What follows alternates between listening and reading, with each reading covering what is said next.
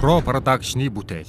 Сургуулаа төгсөөл яг компанид ингээд бүх ажлуудыг хийж үзсэн. Гэхдээ яг аль бие усны одоо ингээд даатгал төлөөд ажиллаж эхэлсэн тэр ажлын замналт маань Нэгтлэн бодгочоор эхэлсэн.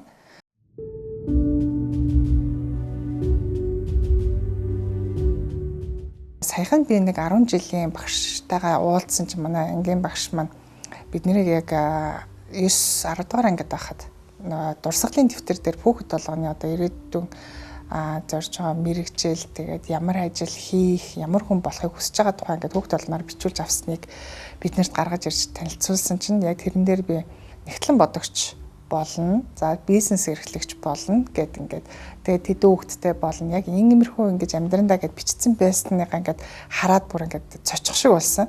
Тэр үед маш их хүчтэй бодож мөрөөдсөн юм шиг байна. Тэгэхээр нэгтлэн бодогчоор ажиллана гэж мөрөөдөөд одоо нэгтлэн бодогчийн ажлын гараагаар ажиллаа эхлээд одоо болохоор Босоо Холдонгийн гүйцэтгэх захирлаар ажиллаж байгаа.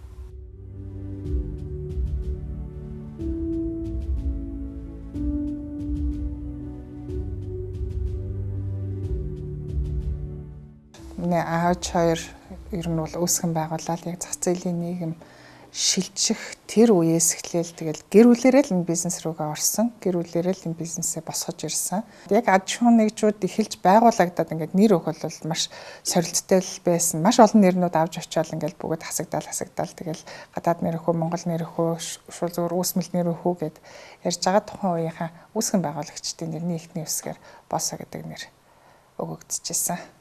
Бид нэр компанийнхаа үүсгэн байгуулагчны 30 жилийн босгон дээр буюу 28 дахь жил дээр логоныхаа шинжилтийг хийсэн байгаа. Симплийн хувьд бол яг харагдах байдал нь бол одоо тасралтгүй өөдөө тэмүүлж эрч хүчтэй байхыг бэлэгдсэн ийм утга агуулгатай. Хамгийн анхны бизнес буюу үндсэн бизнес маань гадаад худалдаа, гадаадаас хүнсний бүтээгдэхүүнүүдийн импортлоод өөрснөө борлуулж түгээдэг ажлыг хийдэг. Одоо энэ нь бол манай бас групп компани үндсэн бизнес хэвээрээ л оршин тогтносоор байна. Бараа чингэлэг ингээл заримдаа ингээл хэд хэдэн чингэлэг ингээд давхарлал ингээ бөөнөөр ороод ирэхэд бүх ажилчид тэрийг ингээл эрэгтэй эмэгтэйгөө бүгдээрээ нийлэл бараагаа буулгадаг. За тэгэл агуулгах дүүрчингүүд нэгнийхээ бараг гэрт нь хашаанд нь гараажт нь ч үт юм уу ингээд бараагаа буулгадаг. Тэглээ гээд нөө хинч ядарч хинч гомдолдгоо тэр ажилдаа маш кайфтай бараг бид нэр хэдүүлэхний ийм их бараг ингээ буулгачлаа ямар сайхан байна гэд ингээ баярлдаг. Бэрхшээл бол байсан. Гэхдээ сайхан нь хамгийн илүү. Одоо ингээ бодоход маш гоё дурсан юм да.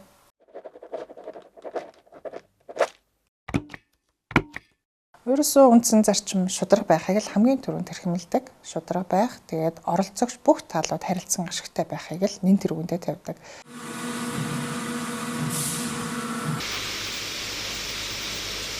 Манай компанид зорин ирээд ажиллаж байгаа хүнд бид нар хамгийн сайн өгөөжтэй байхыг л эрхэмлдэг.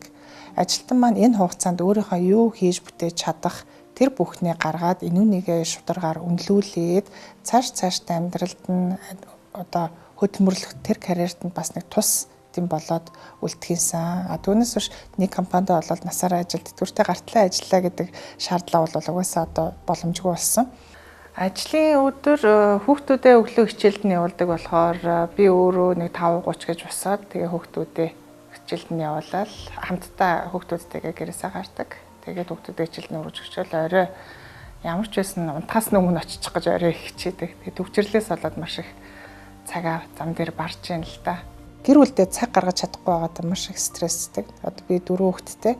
Тэгсэн мөртлөөсөө ингээд нөгөө тэр болгоо ингээд нөгөө хүүхдүүдийнхаа одоо сурлага хүмүүжил юмд бол цаг гаргахгүй. Тэгээ тэрэндээ маш их стресс. Тэр болгон дээр нөхөр маань миний одоо чадахгүй байгаа хэсгүүд дээр дэмжлэг үзүүлж ингэж намайг ерөөсөө тэр тал дээр бол стресст үлддэг. Энэ бол маш том дэмжлэг хайр юм да.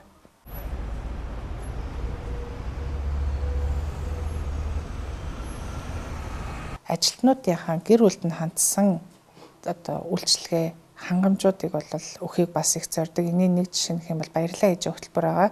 Манай компанид ажиллаж байгаа ажилтны ээжд нь сар болгон цалин өгдөг ийм системийг хэрэгжүүлж нэвтрүүлж байгаа.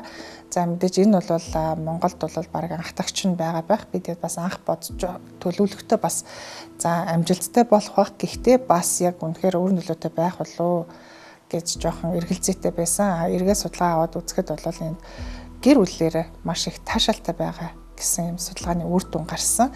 Амьдралд одоо ингээд гараад өөрөө ажил хийгээд явхаараа тэр болгон аав ээжээгээ тандаад ээж амждаг болов бид нар гэдгийг иргэн нэг бодуулж байгаа гэсэн үг. Улсын хувьд өөрснөө үйлдвэрлэгч байх нь угаасаа нэн тэр үнэ зорилго. Тэгэхээр бид нар бол импортоор яваал яваал. Гэхдээ яагаад өөрснөө баялаг бүтээгч байж болохгүй гэдэг өөртөөсөндөө асуултыг тавиад дээрэс нь нэгэнт одоо усны үйлдвэрлэл эхлүүлсэн бид нар хүнсний үйлдвэрт ингээд туршлагатай болсон байна.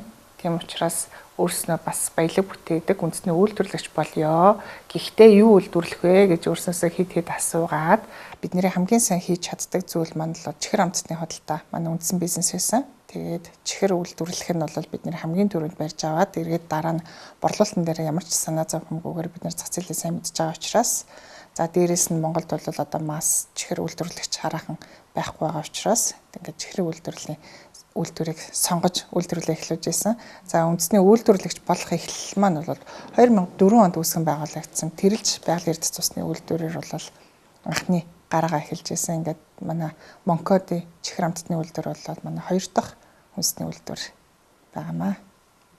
Монкоди гэдэг нь хараа Монголын континенттэй фабрика гэдэг үгний Монкон гэдэг энэ хоёрыг тавьсан байгаа. Өөрийнхөө үйлдвэрлэсэн бүтээгдэхүүнээс хамгийн дуртай нь гэх юм бол мэдээж шарсуу нэг номер сонголт байгаа. Чихэр сахарын агуулмж бага учраас идэхэд таатай. Дээрэс нь шарсууны чихэр бас амны цангаа тайлдаг.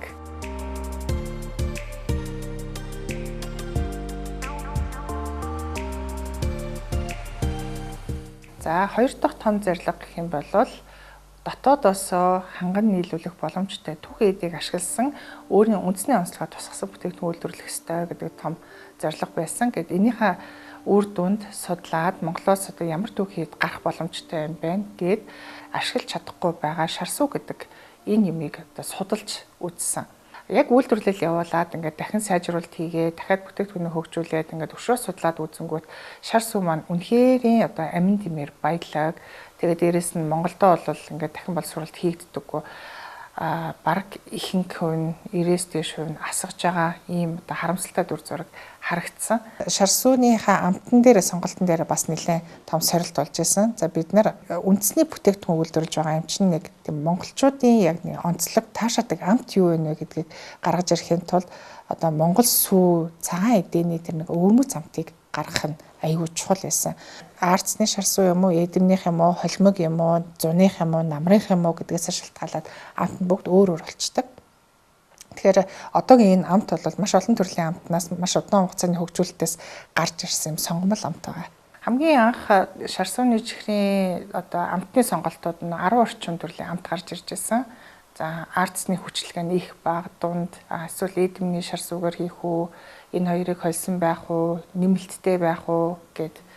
Тэгээд эндээсээ ингээ сонголтуудаа хийж дотооддоо амтны сонголтуудаа хийж явсаар агаад 2 төрлийн амтан дээр тогтоод энийг 500 гэрүүлд 7 хоногийн хугацаатай гэрт нь ингээд байлгаад тэгээд аав нь, ээж нь, хүүхэд нь, өвөө эмээ нь ямар давтамжтай идэж гэн, хинт хамгийн их таалагдж гэн, хинт хамгийн их таалагдахгүй байна. Давтад одоо дахин идэж гэн үү, идэхгүй байна уу гэдэг энэ одоо судалгааны үр дүн дээр одоогийн амт сонгогдсон байна.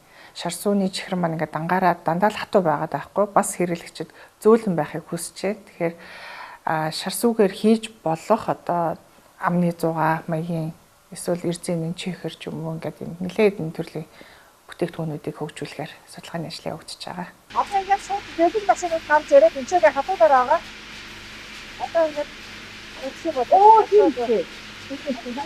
шинэ бүтээгдэхүүн гаргана гэдэг бол одоо R&D буюу судалгаа хөгжүүлэлтийн багийн одоо урт удаан хугацаанд нэлээд их мөнгө зарцуулж хийсний ажилласны үр дүнд гарч ирдэг бүтээгдэхүүн байдаг. Тэгээд R&D-д хэрэг цаг хугацаа, хэрэг мөнгө зарцуулж чадсан тэр бүтээгдэхүүн цаашаад одоо ингээд насжилт урттай олон хүнд таашаагдах тийм бүтээгдэхүүн гарч ирдэг юм байна лээ. Энийг бас бид нэр туршлага дээрээс суралцсан. Тэгэхээр шар сүүний чихрийн хувьд болохоор бид нар зөвхөн цаасны загварыг гаргахад Оросын одоо R&D компани руу захиалга өгч цаасны дизайныг гаргуулж ирсэн. Бид нар бас нэг сонирхолтой одоо гоё бахархмаар ч юм уу өөрснөө бид нар ингээд манай ажилчид би гадаад руу ингээд томилтоор явхад гадаадад одоо очсон айлын ч үт юм уу эсвэл компани ширээн дээр манай чихрийг харах бол үнэхээр гоё бүр ингээд бид нэр өөрснөө чихрээ авч очоогүй байж итэл манай чихрийг өөдөөс ингээ гаргаж ирэх. Монголд байсан бол одоо бидэд бол цоцгой болчоо да. Гадаадад тийм үйл явдалтай таарахаар үнэхээр бүр ингээд баярлмаар маш гоё санагддаг. Анх чихрийн үйлдвэрлэл маань зөвхөн шоколадын чихэр, хатуу чихэр гээд хоёр шугамтайгаар эхэлсэн боловч одоо ингээд салбарлаад өдөр тутмын хүнснүүдийг бас үйлдвэрлэх боломжтой болж байгаа. Үйлдвэрлэж эхэлсэн. Одоо өтгөрөөсөн сүү буюу молоко, хавтгай шоколад гэх мэт одоо ингээд дараагийн төслүүд бас яригдж байгаа.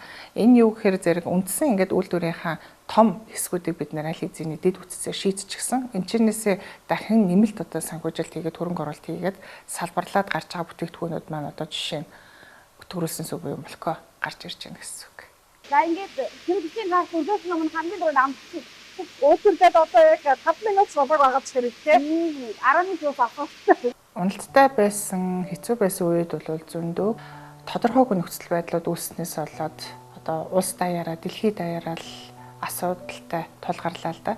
Ковид гэдэг юм бол биднэрт ингээ амьдралын өөр юм хэмнэл, ажлын өөр хэмнэл, тодорхойгүй хүнд нөхцөлд авах арга хэмжээнд дээр маш хурдан маневр хийх ингээ маш олон юмнуудад сургаж өгсөн.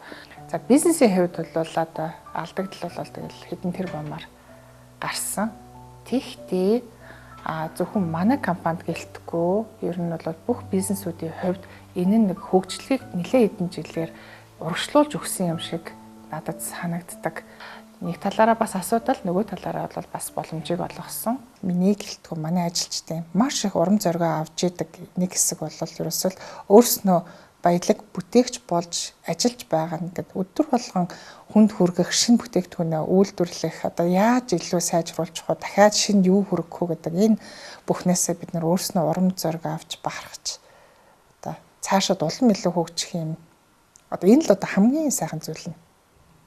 Ер нь ингээд залуучууд ажил дээр гараад нэг тодорхой хугацаанд ажиллаад өөрийгөө яг тэр салбар чиглэлтэй туршлагатай боллоо гэж бодож эхлэнгүүтээ хуваараа би энэ бизнесийг хийж болох юм байна гэдэг санаа төрж эхэлдэг. Хүн болгонд яг тийм санаа төрж эхэлдэг. Яг тэр мөчтөрөө эхэлж болохгүй шүүл гэж зөвлөмөр байна. Тэр санаагаа дахин бодох хэрэгтэй. Дахин бодоод дахин эрсдлүүдийг тооцож үзээд тэр бизнес тэр санаагаа маш сайн судлах хэрэгтэй, маш сайн судлана. Яг үнэхээр тэр санаа чинь зөв л гэж бодсон бодлол эцээ үзэл ер нь бол амжилт гартал нь тууштай л бай. Тэгвэл тэгээ болохгүй бүтггүй санаа байхгүй. Тийм Монголд ч гэлтгүй дэлхийд гарцсан стартап том бизнесүүд бол маш сайн санаа, тэгээ маш сайн судалгаа эцэст нь тууштай. Тэгэл энэ бол үр дүнгээ гаргана. Манай алсын хараа Монголд тэргүүлж дэлхийд өрсөлдөнө гэдэг нэлээд тийм өндөр амбицтай ажиллаж байгаа. Тэгэхээр ер нь бол ойрын хугацаанд олон улсын зах зээл дээр өөрсдийнхөө үйлдвэрлэсэн бүтээгдэхүүнээ үндэсний онцлог тусгасан бүтээгдэхүүнээ гаргах ийм зорилттой явж байгаа.